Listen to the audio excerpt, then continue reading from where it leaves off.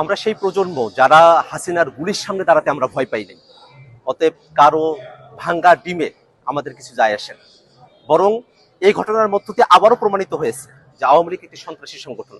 আওয়ামী লীগ যে জন্মগতভাবে এবং প্রকৃতিগতভাবে সন্ত্রাসী সংগঠন, তারা সন্ত্রাস করবে। তারা বাংলাদেশের মানুষ যারা স্বাধীনতাকামী আছে, বাংলাদেশপন্থী মানুষেরা আছেন, যারা জুলাই অভ্যুত্থানের পক্ষে শক্তি আছেন, তাদের উপরে তারা হামলে করবে। এটাতে আমরা আর অবাক হই না।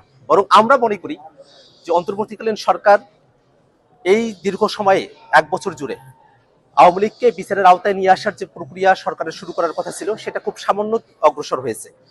আওয়ামী লীগের যেসব সন্ত্রাসীরা বাংলাদেশ থেকে পালিয়ে এসেছে, তারা বিদেশের বিভিন্ন জায়গায় তারা এখনো সন্ত্রাসের শখ করছে।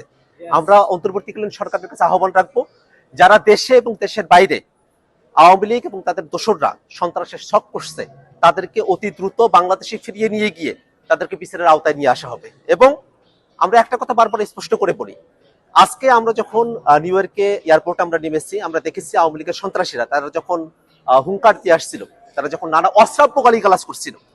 আপনারা জানেন যে আমাদের যুগ্ম সদস্য সচিব তাসিম জারা আপু, তিনি আমাদের সঙ্গে এসেছেন।